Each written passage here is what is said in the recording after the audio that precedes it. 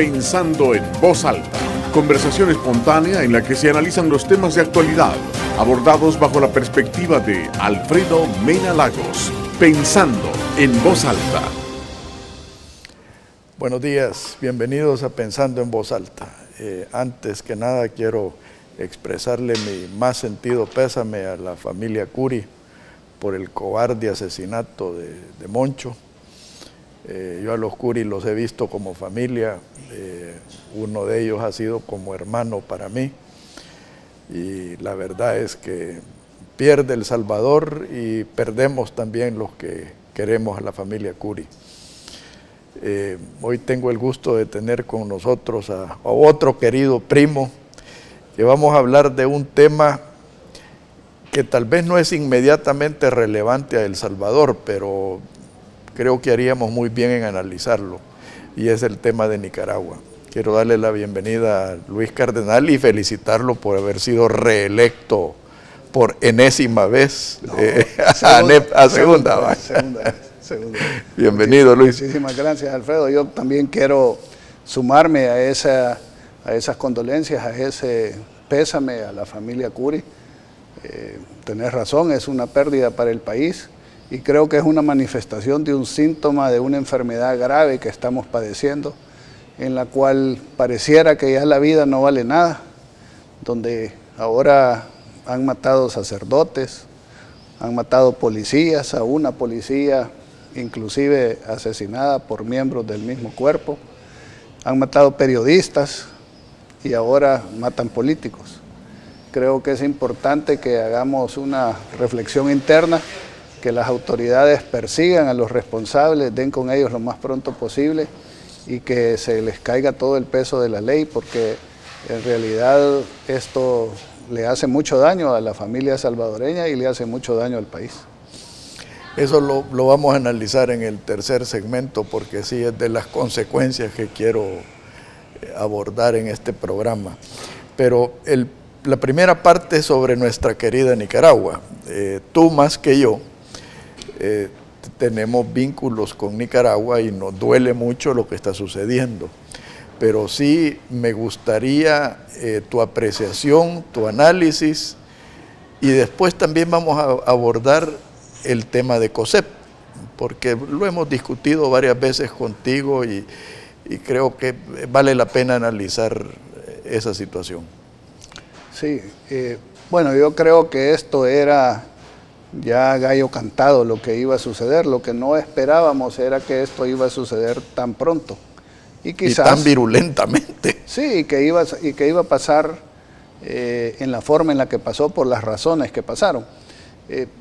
Obviamente, cuando una situación llega a una situación política, llega al estado en el que estaba Nicaragua, yo no veía ningún tipo de solución para resolverlo, más que iba a estallar algún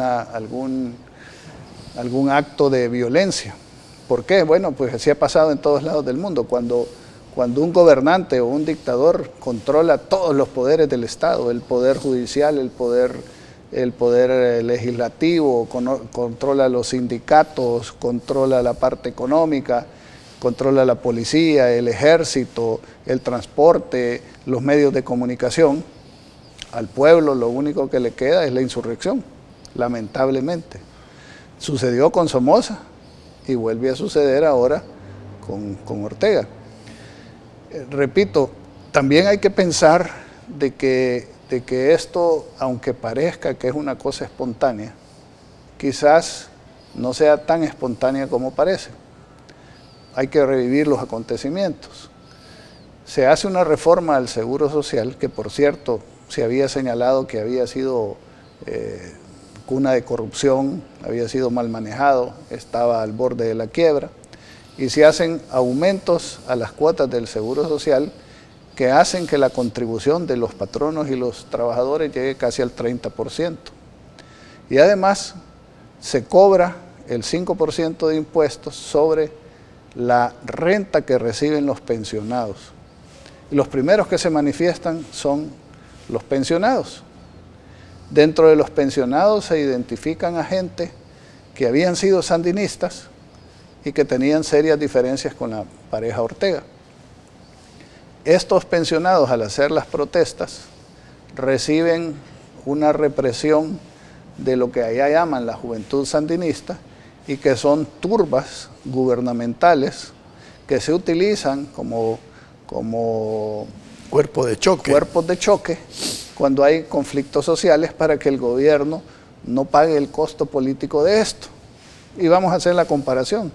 Son similares a las turbas de choque que se tienen aquí y que ya han llegado a ANEP. Que a cada rato te visitan. Que llegan a Eso ANEP. te iba a decir. 17 veces llegaron el año pasado y este año, gracias a Dios, solo han llegado una, debido a las denuncias y a los señalamientos que hemos hecho.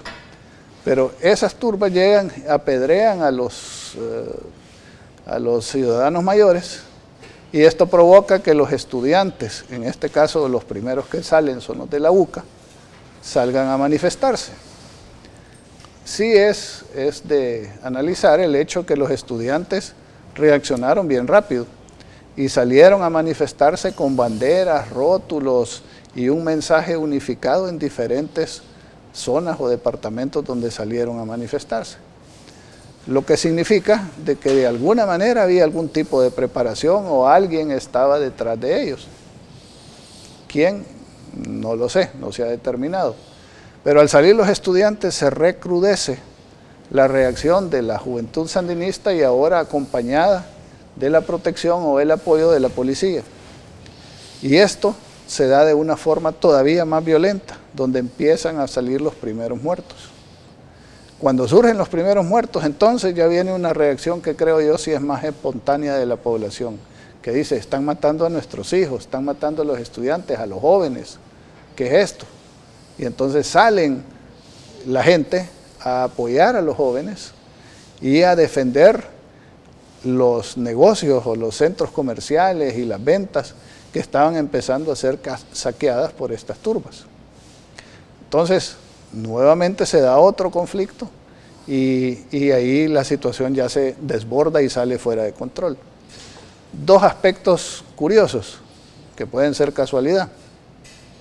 Uno, la fecha, es el cumpleaños del campeón mundial boxeador famoso Alexis Arguello, que fue alcalde de Managua y que murió asesinado de manera sumamente cuestionable y donde se implicó al régimen. Pero fue porque en un inicio dijo que era suicidio, pero yo considero que fue suicidado. Esa es la gran interrogante, esa es la primera cosa. Y la segunda es que resulta que todo este incidente se da cuando Daniel Ortega está fuera del país, ya sea recibiendo tratamiento médico o visitando al nuevo presidente de Cuba. Entonces se da en un vacío, lo cual señala o indicaría de que ahí pueden haber descontentos dentro del mismo sandinismo, que son los que estaban detrás del inicio del chispazo, que ahora agarró llama y produjo la lamentable situación que ahí se dio. Ahora, yo escuché las declaraciones de un ex general sandinista retirado, unas denuncias claras al régimen Ortega, y eso a mí me llama la atención porque puede ser un indicativo de que hay un resentimiento subyacente entre las filas del ejército, los que han visto de que el régimen Ortega es Somoza peor. Es que creo que esa es la conclusión que se está llegando y que se cumple lo que decía Lord Acton, que el poder corrompe y el poder absoluto corrompe absolutamente. Y yo creo que el control del poder que ha llegado a asumir Daniel Ortega, su esposa, su familia y sus allegados, es tan grande y tan obvio, pues para el hecho, yo creo que Somoza nunca se hubiera atrevido a llevar a su esposa o a su amante de vicepresidente. Pero es tan obvio que genera un rechazo. Ahora, los sandinistas han venido teniendo problemas desde el momento que perdieron el poder con doña Violeta y la piñata. Y han venido teniendo diferentes divisiones. Acordémonos que al inicio de la revolución, cuando gana la revolución sandinista, los sandinistas, al igual que el FMLN, aquí habían 5 grupos, ahí habían 3. Y la tendencia tercerista, que era la tendencia de Ortega, fue la que agarró, digamos, las posiciones de más grande poder. Humberto Ortega el ejército y Daniel Ortega ganó la presidencia. Entonces, en la medida de que cuando se pierde el poder y después se gobierna desde abajo, empieza una especie de separación y depuración. Acordémonos al comandante Cero, Edén Pastor, a los pleitos que ha tenido con los sandinistas. Pero allí te quiero hacer un análisis. Yo acabo de ver una entrevista de Edén Pastora y te digo, sinceramente me dio asco, porque después de ver todos los problemas que él supuestamente ha tenido con los Ortega, en esta ocasión se dedicó a defender el régimen, como que si el tipo lo que quiere es plata, pues, y que diga, mire, me voy a convertir en su apoyo. Tristemente, por eso digo, aquí se mueve, en el ejercicio absoluto del poder, se mueve mucho dinero y muchos intereses, y se compran voluntades, y entonces se pierde de vista los principios, y se pierde de vista los valores democráticos que deberían de regir a una sociedad. Pero dentro de los sandinistas hay de todo, ¿verdad? Y lo que sí ha habido es que ha habido una división entre ellos. Inclusive han formado su propio partido político, que es el MRS, el Movimiento Renovador Sandinista, donde es la gente, como la Dora María Telles y otros, que están en contra de Daniel Ortega y que detestan a la primera dama y que han estado compitiendo contra él y han sido, digamos, los más férreos críticos del régimen orteguista, sandinista. Entonces, ahora resulta que van a empezar a surgir, creo yo, con más publicidad o con más relevancia todas esas diferencias. Fíjate que, por ejemplo, en la conferencia de prensa que dio Ortega con todo su gabinete, el alto mando, salió en los memes un rumor que el ejército le daba 24 horas para que renunciara y era un meme falso, fake news. Estaba el general a la par de él, estaba Rosario Murillo, y a la derecha de Rosario Murillo estaba Aminta Granero, que era la jefa de policía. Que dicen que está secuestrada. Que era muy respetada.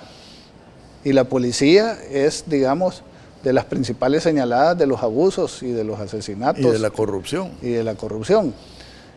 Pero a ella no la destituyeron, sino que la apartaron, la han dejado como figura, como cara pública de la policía, y han puesto a un consuegro de Daniel Ortega como subdirector y como realmente el que maneja la policía. Entonces se le veía cara de angustia a la señora de estar ahí presente, sabiendo, me imagino yo, sabiendo que la policía que ella había dirigido durante tanto tiempo estaba siendo señalada como la principal responsable del asesinato de todos esos jóvenes. Así que la situación es bastante complicada, pero sí creo yo que se pueden sacar lecciones que nos sirvan a nosotros para poner nuestras barbas en remojo y no cometer los mismos errores que ellos han cometido. Y eso lo vamos a tocar en el tercer segmento, pero en el próximo segmento, Luis, quiero que veamos la otra cara de la moneda de la situación de Nicaragua, porque también hay que ver de que así como se desató esa violencia, así se ha desatado una calma sospechosa. Sí. Y eso también hay que quizás tenerle más miedo todavía. Sí, ¿por qué? Por favor, no nos cambie, ya volvemos.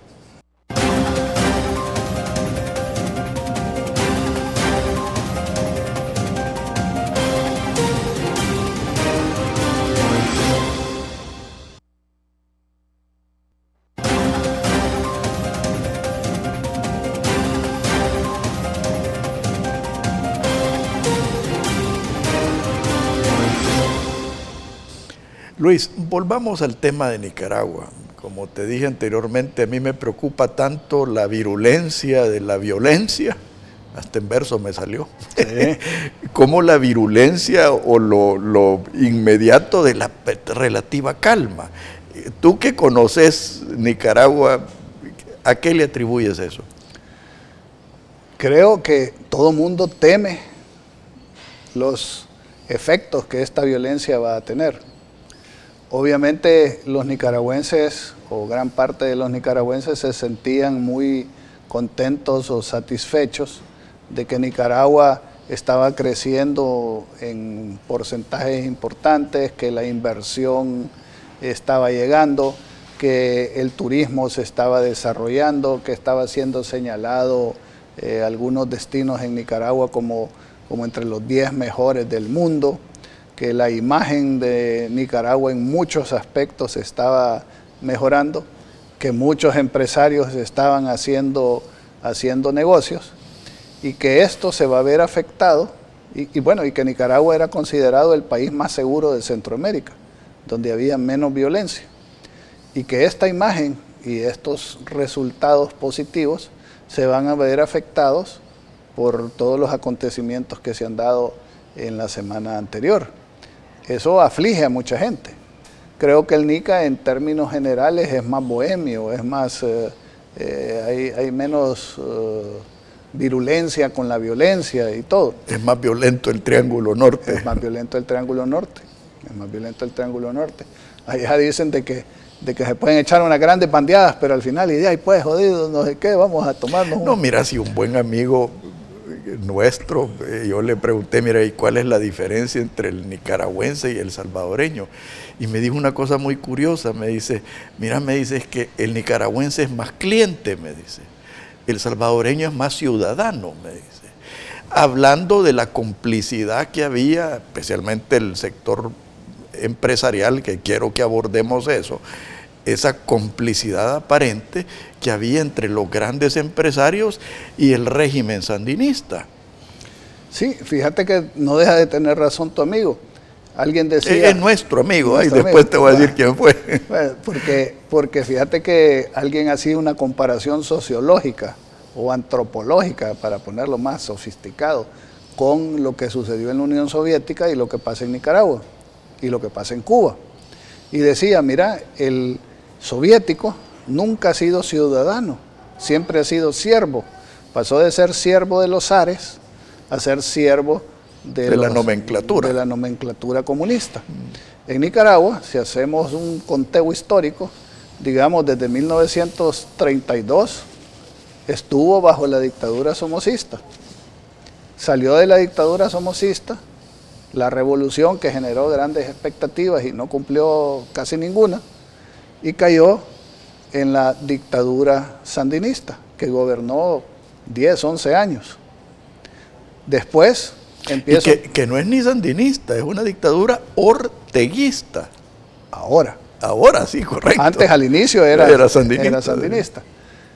Pasan esos 11 años y hay un periodo de pseudodemocracia donde los sandinistas o los Ortega continúan gobernando desde abajo, porque doña Violeta, digamos, era la presidencia en nombre, pero lección para nosotros, mi querido amigo, que lo vamos a abordar en el tercer segmento. El tercer segmento va a estar heavy. Sí. Entonces, esa parte, digamos, pasa a gobernar desde abajo, ciertos gobiernos democráticos que entran con las manos y los pies amarrados, porque el poder de los sandinistas es un poder real, y después de varios intentos en que se reforma la legislación de manera tal que él pueda ganar democráticamente el poder, aún solo teniendo el 36% de los votos válidos, lo lleva nuevamente al poder y a lo que ahora es la dictadura orteguista. Entonces, sí creo que los nicaragüenses no han tenido la experiencia, digamos, que les permita aprender a ser verdaderos ciudadanos en una democracia. Y eso, pues, debe de tener algún costo, alguna relevancia en lo que está sucediendo ahorita. Ahora, esto lo hemos discutido varias veces, Luis, el rol del COSEP en esta situación. Yo te he expresado mi malestar ante esa situación. ¿qué describirías tú? Primero, los motivos de esa relación malsana que había. Y segundo, ¿qué es lo que tú visualizas que va a suceder ahora?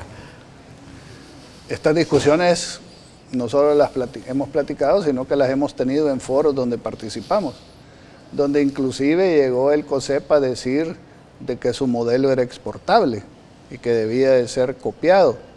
Y recuerdo que en un inicio del gobierno de Mauricio Funes hubo una oferta de aprender del modelo sandinista para nosotros copiarlo y nosotros lo rechazamos. Domesticar a la NEP, sí. En otras palabras. Sí. Y nosotros lo rechazamos porque no estábamos de acuerdo ni creíamos que era sustentable. ¿Qué explicación dan los empresarios? Y hay que, digamos, valorarla poniéndose en sus zapatos. Y es que dicen, miren, aquí no hemos podido progresar o no hemos podido salir adelante porque siempre vivimos en conflictos. Y es necesario que exista una paz y ciertas garantías para que nosotros podamos hacer negocios. Yo recuerdo, me invitaron a dar una charla hace algunos años cuando Daniel Ortega estaba corriendo por primera vez, la segunda vez a la presidencia. La segunda vuelta. Y en ese momento, al llegar a Managua, había un gran relajo, o sea, habían levantado los adoquines para poner sus barricadas, se habían tomado el ingenio San Antonio, estaban fincas y propiedades tomadas por gente haciendo relajo, los sindicatos creo que de maestros estaban en huelga, los transportistas estaban en huelga y había un gran problema. Al rato que me tocó a mí dar la charla que iba a dar, me dijeron algunos de ellos, miren, nos vamos porque Daniel nos ha llamado a una reunión. Al almuerzo, que regresaron algunos, ¿y qué pasó? Pues, no, es que Daniel nos dijo, miren, hagamos una especie de pacto o entendimiento. Ustedes no se meten en política y yo les voy a apoyar para que ustedes puedan desarrollarse en sus negocios. Si se meten en política, nos vamos a ver en la asamblea y nos vamos a ver en el campo político y ahí vamos a ser adversarios o enemigos. No critiquen, no se metan y no ayuden a la oposición. Ajá, ¿y ustedes qué dijeron? Bueno, mira cómo está el país, pues. Nosotros dijimos, bueno, hagamos un entendimiento. Al día siguiente de ese entendimiento, ya los adoquines ya estaban en las calles, ya habían devuelto empresas importantes, ya el relajo se había minorado. Eso demostraba el control que tenía de esa base popular Daniel Ortega. Y de ahí empezó, digamos, ese entendimiento o ese pacto. La lección que nosotros aprendimos es, o la lección que nosotros siempre mantuvimos en nuestra cabeza es que eso no era sustentable y que no se puede tener pan para hoy y hambre para mañana, que nosotros no podemos anteponer nuestros intereses personales particulares de hacer negocio a expensas o a costillas de la democracia y del bienestar del país. Si uno está convencido que el país solo se puede desarrollar y resolver los problemas más sentidos de la gente a través de incorporarnos a un sistema democrático, de economía social de mercado, de un régimen de todos iguales ante la ley, de justicia, de equidad, de Estado de Derecho, certidumbre, mal haríamos en dejar que las instituciones democráticas caigan, que el poder se concentre, que no haya balance de poder, que no haya reglas claras, que haya manipuleo y ganguerismo para nosotros hacer negocio. Porque, repito, no es sostenible, no se sostuvo en la época de Somoza, no se iba a sostener ahora. ¿Qué pasa? Le decía yo en una entrevista que me hizo Carlos Fernando Chamorro, que me generó muchos problemas allá. ¿Qué pasa, le digo yo, cuando hay un conflicto de interés entre el gobierno y un empresario? O entre un empresario que no es amigo del gobierno y un empresario que sí tiene conexiones con el gobierno. ¿Quién va a ganar ese conflicto? Lo va a ganar el que es amigo del poder. Entonces la justicia no es para el que tiene la razón, sino para el que tiene el contacto. Eso no funciona, no debería funcionar. No puede ser que un empresario progrese o prospere a la sombra del poder, que tu negocio sea exitoso solo porque vos le vendés al gobierno o porque vos estás con el apoyo del gobernante. ¿Qué va a pasar con tu negocio una vez que el gobernante caiga? ¿Cómo competís correctamente con los otros? ¿Cómo te haces mejor? Entonces nosotros rechazamos ese tipo de arreglos y quisimos o hemos decidido desde hace algún tiempo apostarle a la democracia, apostarle al fortalecimiento institucional, al Estado de Derecho, a la democracia, al libre mercado y a que todos salgamos adelante en base a nuestras propias capacidades. Lo que tú acabas de describir de Nicaragua es el capitalismo de Cherada llevado a su cúspide. Máxima expresión. Pero quiero que analicemos nuestra situación aquí en El Salvador y ese es el tema del próximo segmento. Por favor, no nos cambie, ya volvemos.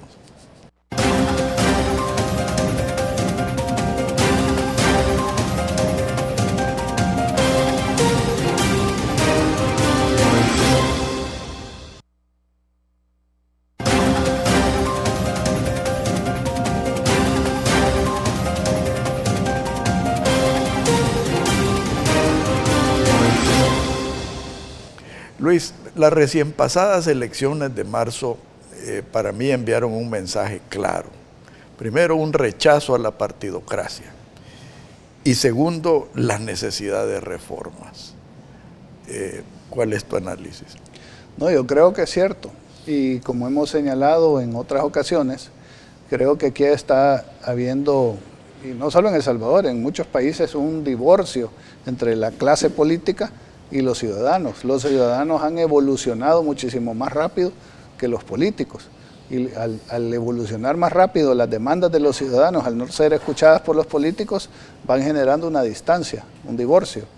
Y peligroso. Eso, peligroso, porque los partidos políticos como instrumentos para el acceso y el manejo del poder son importantes.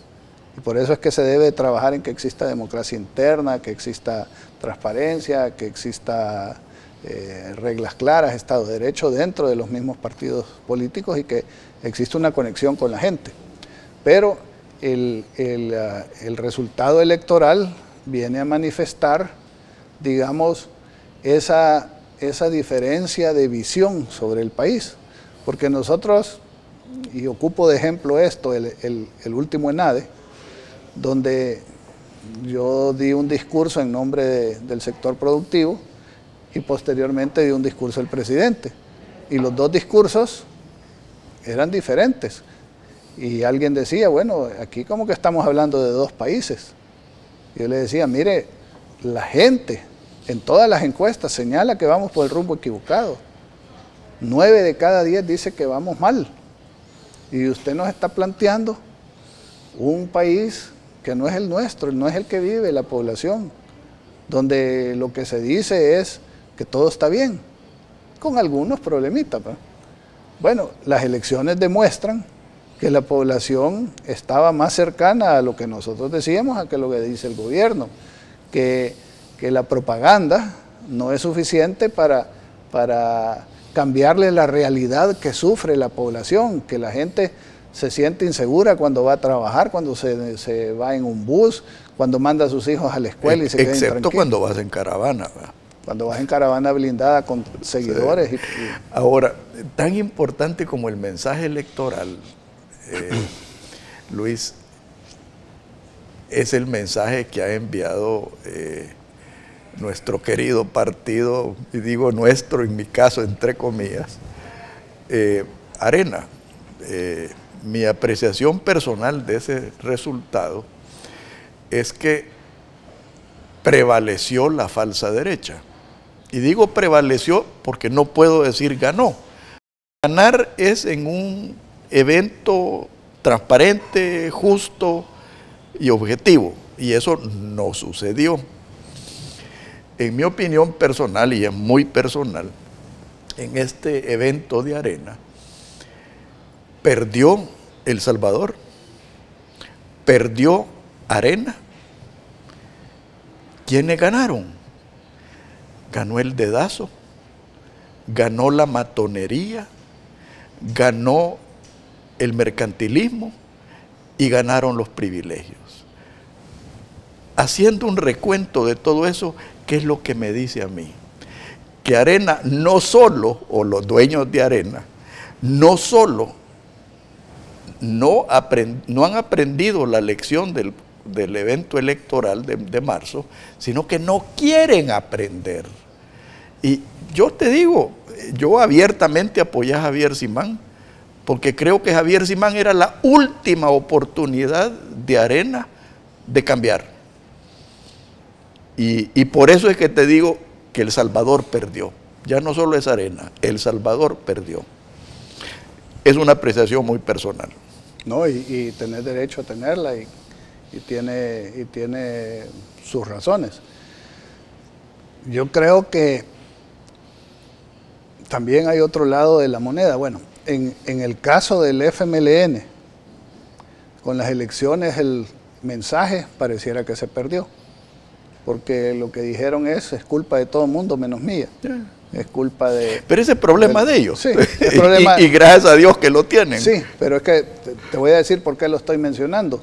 Porque siempre que sucede esto, el resultado es que surja un líder populista. Correcto. Esa es la última etapa del programa, mi querido amigo. Pero es que en tu apreciación, como va a haber poco tiempo, vamos a eso. Pero entonces, vamos a hacer otro programa. Entonces vamos a eso de que surge un líder populista iluminado que viene a darle en la torre a los partidos políticos, se hace del poder y después el pueblo termina todavía más desgraciado que... Mauricio Funes 2.0. 2.0.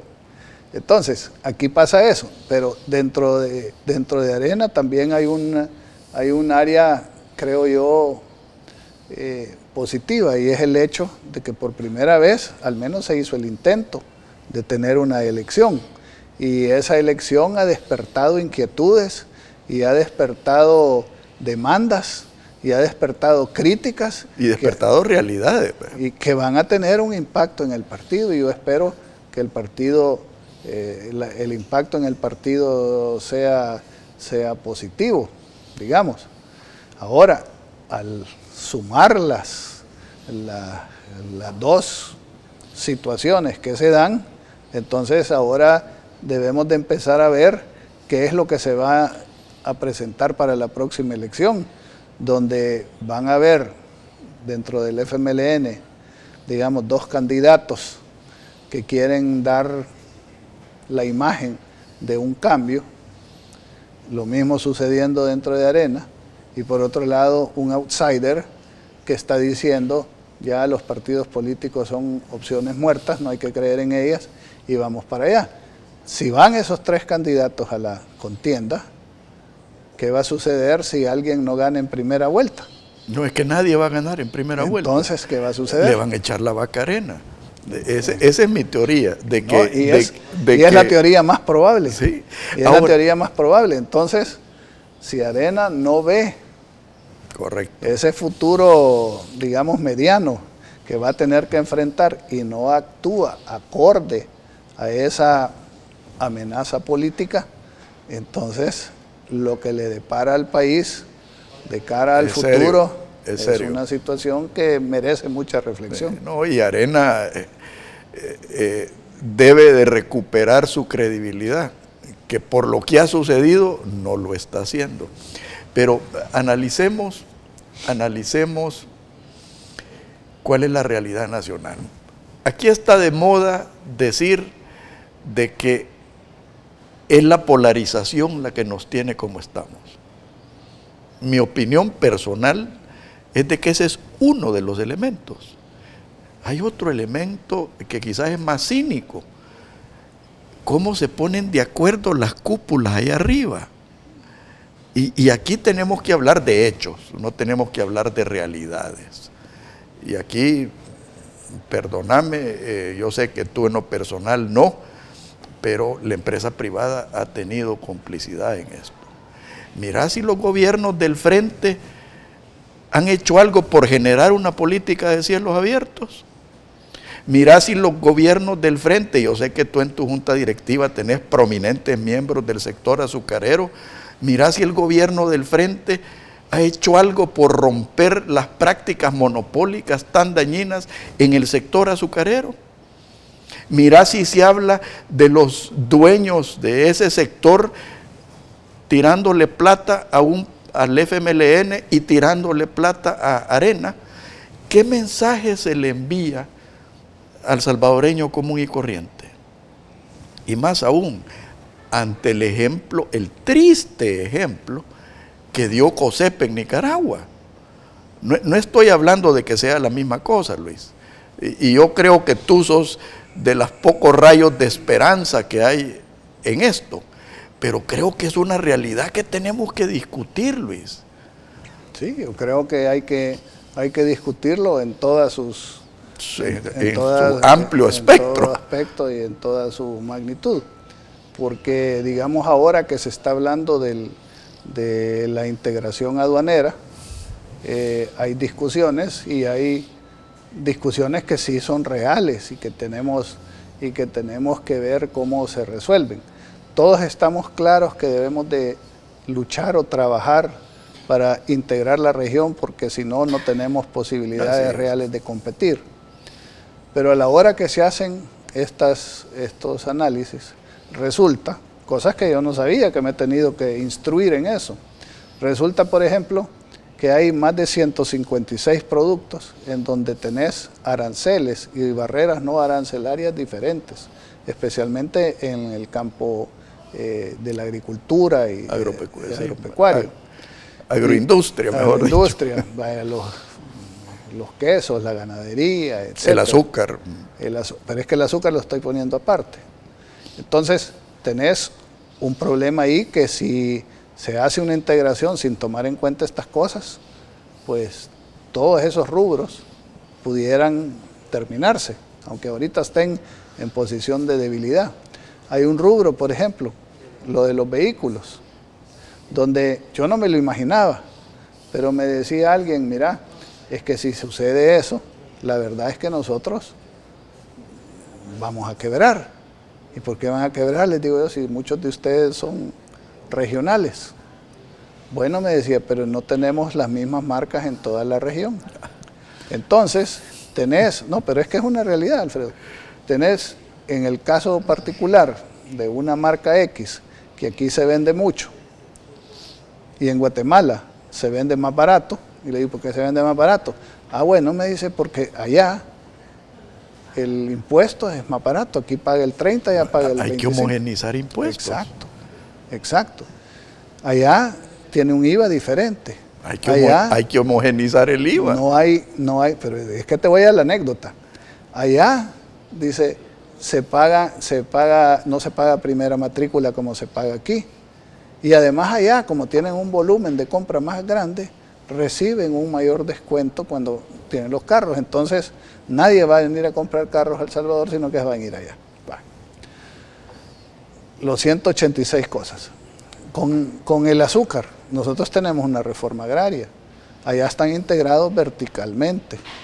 Supongamos que vamos a competir mano a mano, pero no vas a poner a Mike Tyson a pelear con el Canelo, con el Canelo Álvarez. Ese caballito ya me lo puedo. Pero es una realidad, Alfredo. No, pero es una realidad, pero no es completa. Te termino la anécdota. El presidente Jimmy Morales, que estaba ahí, oyendo esto de nosotros, nos dice, bueno, y entonces, ¿ustedes qué dicen? Bueno, que se bajen o se pongan todos los impuestos iguales. ¿Qué dice el gobierno nuestro? No, dice, nosotros tenemos una crisis fiscal, necesitamos más plata, no vamos a bajar los impuestos. Entonces le dice a los empresarios allá, bueno, ¿y ustedes estarían dispuestos a que le suban los impuestos? No, dicen, nosotros no. Pero fíjate que eso es lo que te iba a decir, de que el 95% de las cosas que me has descrito son culpa nuestra. Son culpa nuestra. Pero son realidades. Mira, yo una vez en un almuerzo de pura casualidad, me senté con uno de los empleados que era ministro, Y me sacó el mismo caballito de la reforma agraria. Yo le dije, mira, yo no estoy pidiendo de que dejen entrar azúcar de Guatemala. Yo lo que estoy pidiendo es romper las prácticas monopólicas internas en El Salvador, que afectan no solo al consumidor salvadoreño, a la industria salvadoreña, y afectan al cañero. Eso es lo que estoy pidiendo. Yo no estoy pidiendo que se compita de manera desigual con Guatemala, que es mucho más eficiente, creo yo, sino que estoy pidiendo que se rompan las prácticas monopólicas aquí. ¿Cómo te explicas tú que el precio del azúcar en el mundo se cayó y aquí por arte de magia simultáneamente aumentaron el precio interno? O sea, ¿cómo te podés explicar eso? Lo mismo podemos estar hablando de la tal cielos abiertos, lo de las medicinas que medio lo han compuesto, pero la verdad, y es el origen. ¿Petróleo? Sí, el petróleo también. Pero la verdad que el tema original, Luis, era ¿por qué no se denuncia de que así como hay polarización, así hay una comunicación interna entre las cúpulas? Y eso le está haciendo un grave daño, no solo al gobierno, le está haciendo un grave daño a la economía y le está haciendo un grave daño a nuestro sistema democrático, porque todos de una manera u otra nos sentimos defraudados.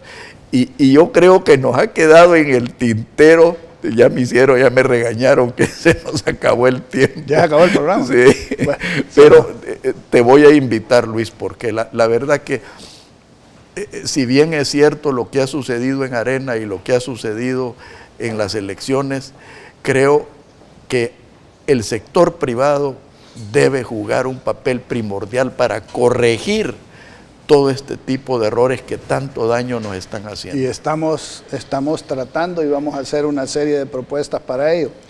Ahora, solo para no dejarlo, el tema de la polarización creo que no ha sido comprendido en su debida dimensión. La polarización se da cuando hay el choque de dos visiones que son completamente diferentes. La polarización no es una causa, es un efecto. Y entonces lo que deberíamos de ir a buscar es las causas para evitar que el efecto se produzca y ese efecto que es tan negativo para el país no siga dañando y afectando. Y también preguntarnos de verdad si en realidad son tan diferentes los sistemas, o estamos hablando de economía de cherada de un lado y economía de cherada del otro. Puede ser. Quedamos pendientes. Muchas gracias, Luis. No, muchas gracias, Alfredo. Muy buenos días a los estimados televidentes. Que Dios los bendiga a todos. Muy buenos días. Esto fue Pensando en Voz Alta, conversación espontánea en la que se analizan los temas de actualidad, abordados bajo la perspectiva de Alfredo Mena Lagos. Pensando en Voz Alta.